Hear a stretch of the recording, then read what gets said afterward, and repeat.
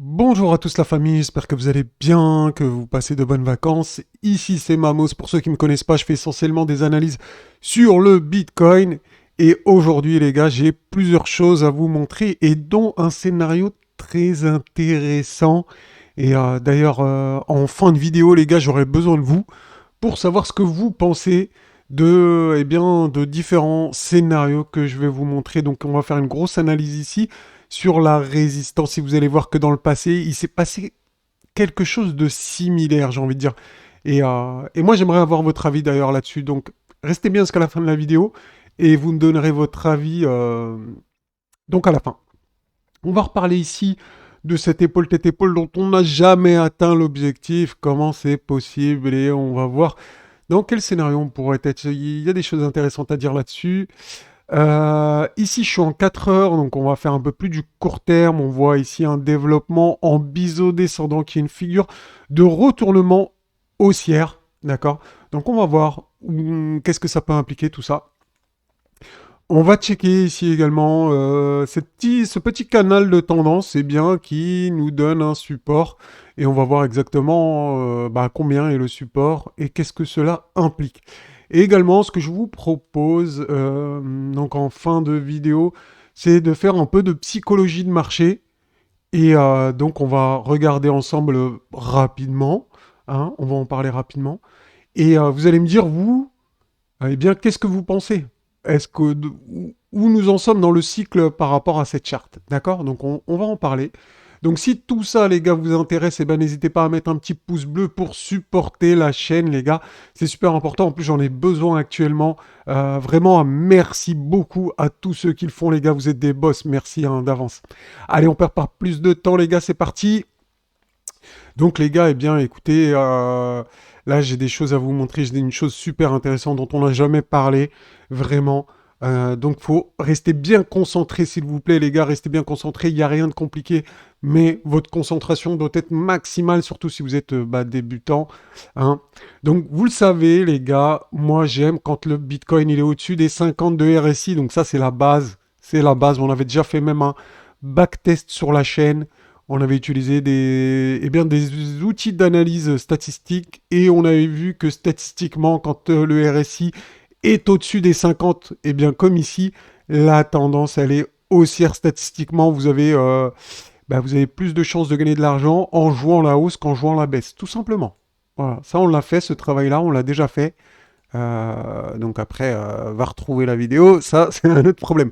Donc en tout cas ici, regardez, pour l'instant, on est au-dessus des 52 RSI. Hein. D'ailleurs, si vous voulez, on peut faire même le travail ici avec le RSI en dessous des 50. D'accord. Donc là, voilà, comme ça, là. Donc on voit bien clairement que quand on est en dessous, eh bien, c'est plutôt quelque chose de négatif. Donc on va changer la couleur. Et ici également, voilà. D'accord. Donc on voit bien. Regardez, si on prend à partir d'ici, c'est juste pour vous donner un exemple.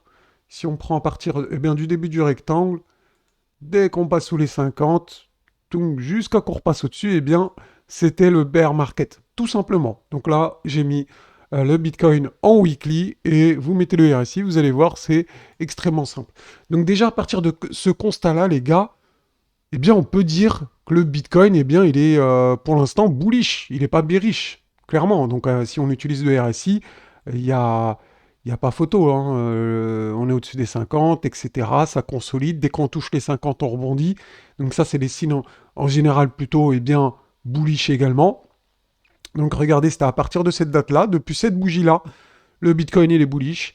Il est au-dessus des 50 ici de RSI.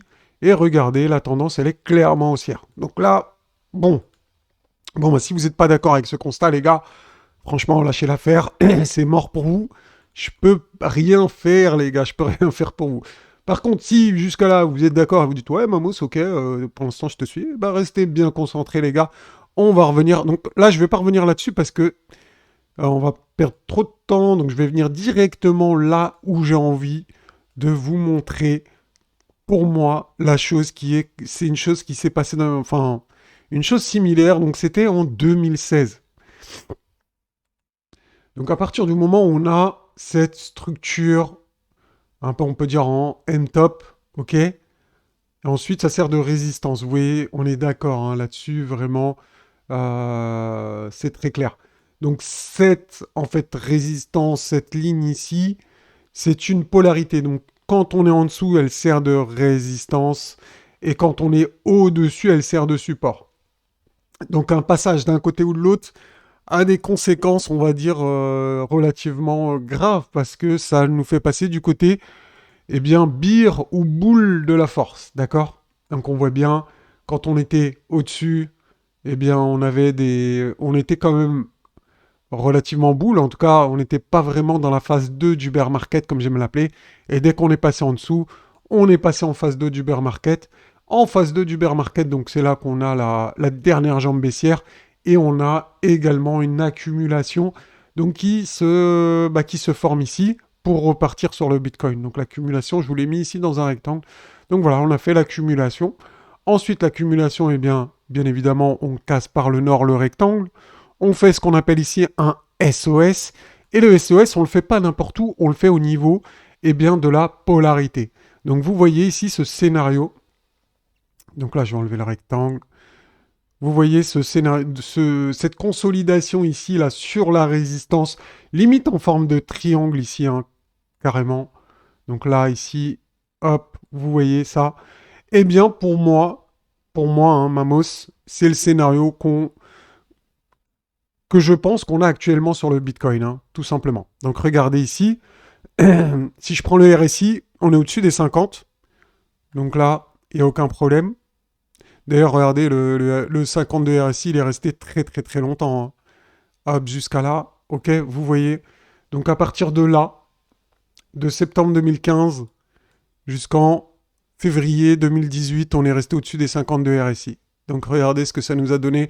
Février 2018, là, ici, c'était ici jusqu'au 9-8 000 dollars. Donc en tout cas, le bull run, il était là-dedans. Là. Il était ici. Ça, c'est un RSI de bull run. Voilà, tout simplement. Juste en regardant le RSI, voilà, là, je vous mets que le RSI, eh bien, en weekly, on sait que c'est un bull run ici. Là. Vu le temps que ça prend, etc., on passe pas en dessous des 50, etc. C'est nickel, c'est parfait, c'est exactement ce qu'on voit. Ok, donc regardez bien ici la structure, les amis.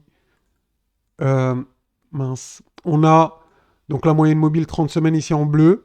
On est bien au-dessus. On est sur la résistance en train de la travailler. Donc ça met du temps, hein. Ça met beaucoup, beaucoup de temps. Regardez, on va regarder ensemble combien de temps ça fait. Donc c'est quand même très important. Donc ça fait 203 jours. Pendant 203 jours, donc plus de 6 mois, hein, plus de 6 mois clairement, pendant 7-8 mois, on est resté à consolider donc dans une fourchette relativement étroite. D'accord.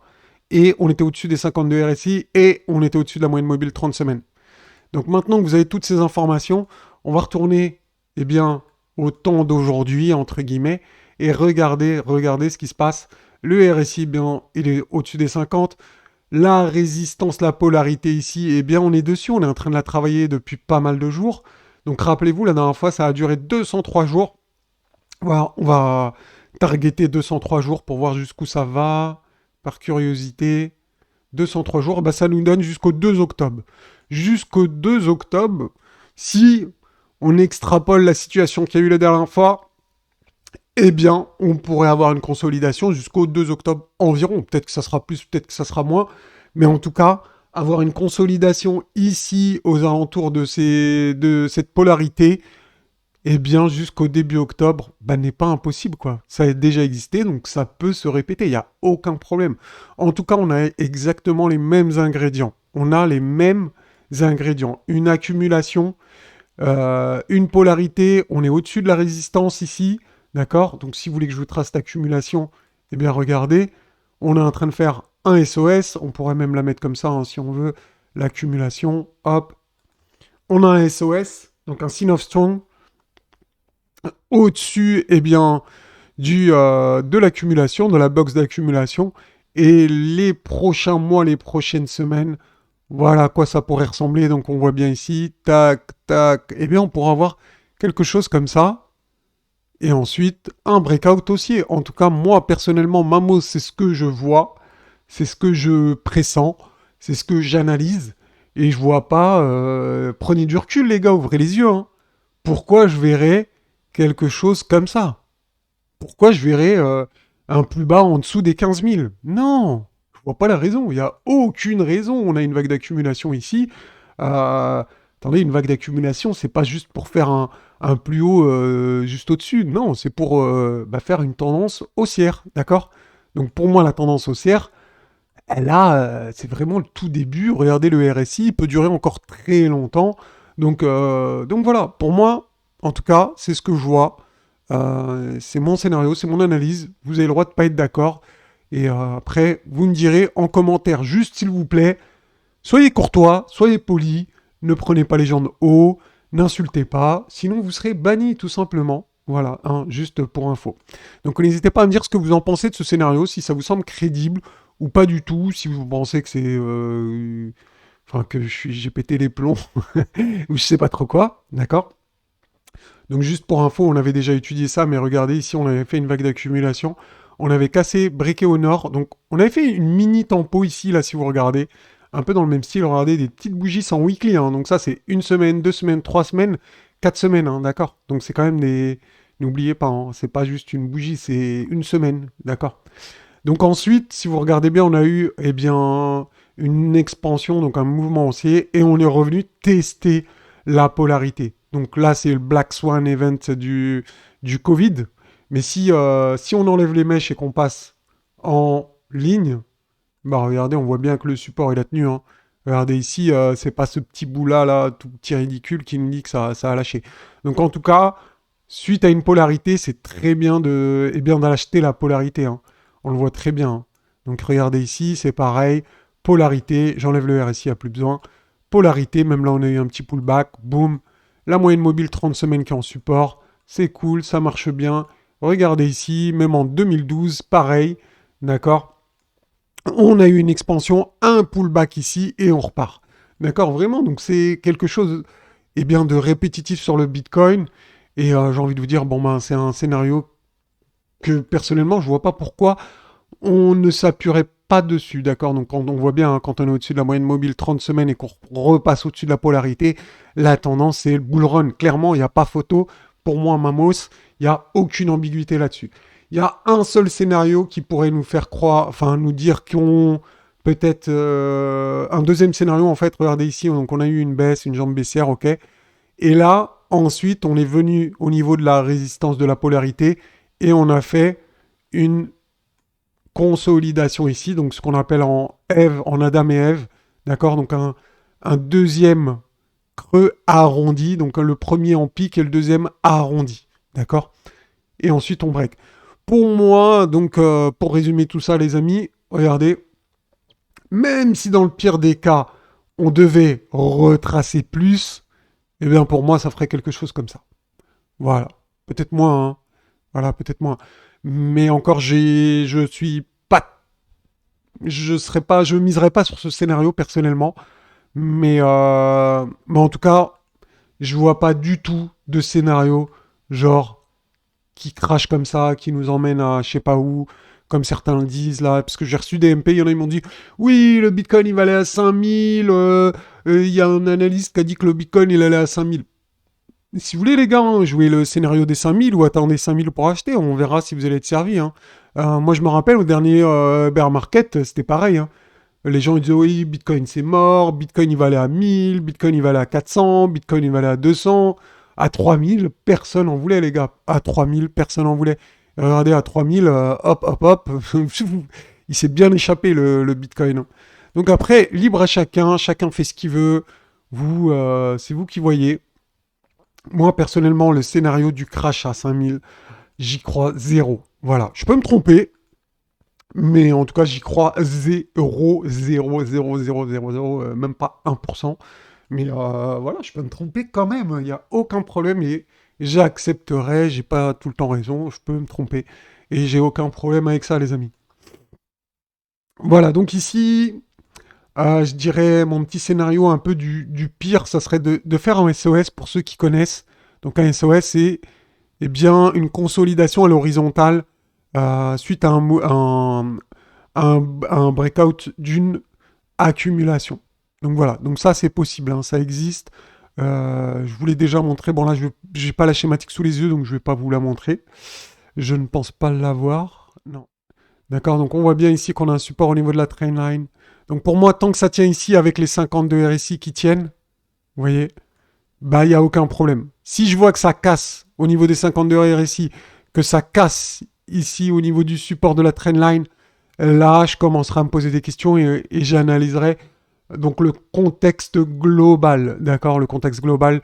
Si je vois que tout est baissier, là je changerai mon fusil d'épaule. Donc aujourd'hui, est-ce que je change mon fusil d'épaule? Non, non les amis, moi je change pas mon fusil d'épaule. Vous, vous avez le droit de changer de fusil d'épaule. Moi, limite, je vais enlever, je vais plus m'appeler Mamo, je vais m'appeler Constance. Je suis tellement constant que je vous dis les mêmes trucs depuis des mois et des mois que voilà, vous pourrez m'appeler Constance si vous voulez, il n'y a pas de problème. Mais en tout cas, voilà, c'est tout ça pour vous dire que c'est pas parce qu'il y a une petite bougie rouge qu'il faut changer son fusil d'épaule. Moi, ça me fait marrer, hein, les mecs qui font des analyses et à chaque bougie, ouais, ça y est, c'est la fin du monde. Oh là là, on va sûrement revenir à zéro. Katati, revendez tout, refaites tout. Mes bitcoins que j'ai achetés en bas, je les garde. Je les garde. Regardez la bougie, comment elle est vite arrivée. En une bougie, combien de semaines on a rattrapé ici de baisse? En une bougie, les gars. En une bougie. On a rattrapé 1, 2, 3, 4, 5, 6, 7, 8, 9, quasiment 10. Tout ça, on a rattrapé en fait. On est revenu regarder ici Scoplio. On a rattrapé 10 semaines de baisse en une semaine de hausse. Donc là, peut-être que c'est... Pour moi, c'est probablement la même chose. On va avoir plein de bougies baissières, blablabla, des toutes petites qui durent super longtemps. Et tout le monde se dit, ah bah ça y est, c'est bear. Ah, il n'y a que du rouge, nanana. Et boum, en une semaine, tout ça s'est avalé, c'est réglé. Et vous êtes fait mal à la tête pour rien. Pour rien, les gars. Donc soyez dignes. Soyez dignes, comme j'aime le dire, comme dit Thor. Avec son marteau, là. Soyez dignes. Donc voilà, un peu de dignité, les gars. Hein. Il n'y a rien du tout. En tout cas, moi, c'est ce que je pense. Bon, on continue ici, là. On est en 4 heures, les amis. Et on a une structure qui s'est répétée. On l'a vu plusieurs fois dans le passé, les gars. Des structures en forme de biseau descendant. Donc voilà, une fois que ça break par le nord, boum. On a vu également, il y a des scénarios de traître un petit peu. Avec les biseaux descendants, c'est qu'on peut breaker par le sud, ça arrive. Et refaire un sort de W et repartir au nord. D'accord. Donc ça arrive également. Donc, euh, donc c'est possible. Donc pour moi, est-ce que je vais paniquer? N'oubliez pas la moyenne mobile 30 semaines. Les gars, c'est notre rempart. Pour moi, tant qu'on est au-dessus, je ne panique pas. Il n'y a aucune raison de paniquer. Regardez, la moyenne mobile aujourd'hui, elle est aux alentours de 26 800. Donc elle est un peu plus haut que ça. Voilà. Enfin bref. Là, on le voit pas ici, mais je sais qu'elle est un peu plus haut. Enfin, bref. On a le tunnel ici également. Franchement, moi, je vois ça comme une respiration logique au-dessus d'une résistance.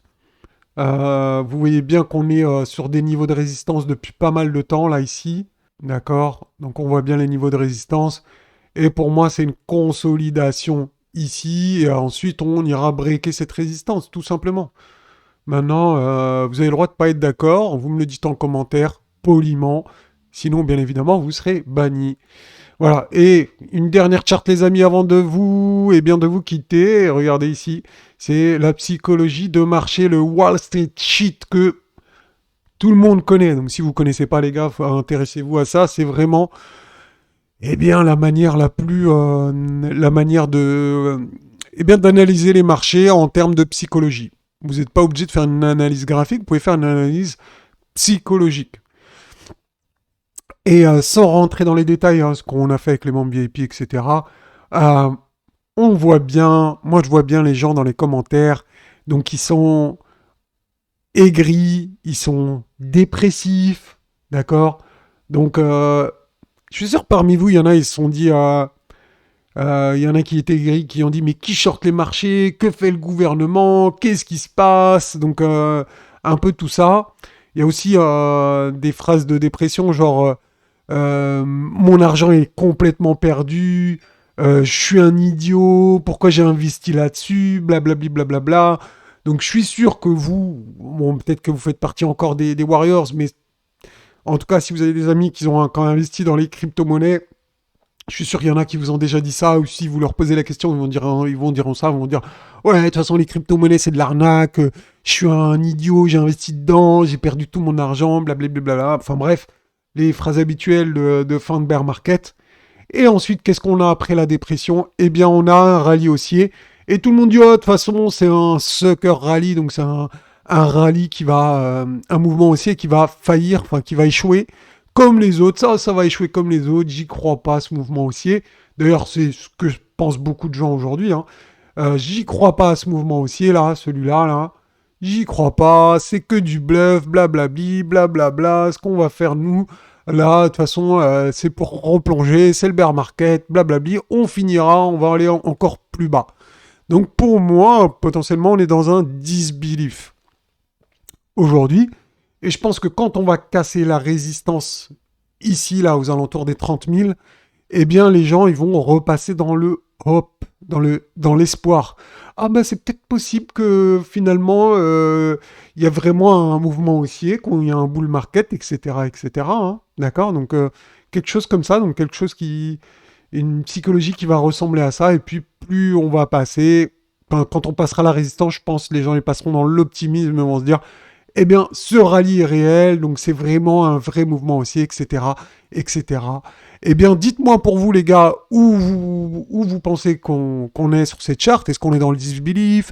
Est-ce qu'on est dans les dépressions? Est-ce qu'on est dans le hunger? Est-ce qu'on est dans la panique, la capitulation? Enfin bref, dites-moi ce que vous pensez tous en termes de psychologie de marché. Dites-moi ce que vous pensez également ici, et bien des scénarios que je vous ai montrés par rapport, eh bien, au scénario de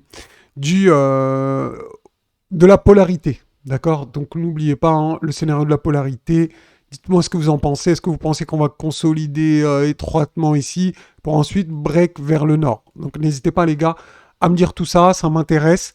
Et voilà, pour ceux qui vraiment sont motivés, qui veulent nous rejoindre, n'hésitez pas à passer membre VIP les gars. Une fois que la volatilité va reprendre, il pourrait se passer des choses super intéressantes. Donc voilà, bravo à tous ceux qui sont patients. En tout cas, je vous envoie de la force. N'oubliez pas de m'envoyer de la force également, les gars. Ciao, ciao.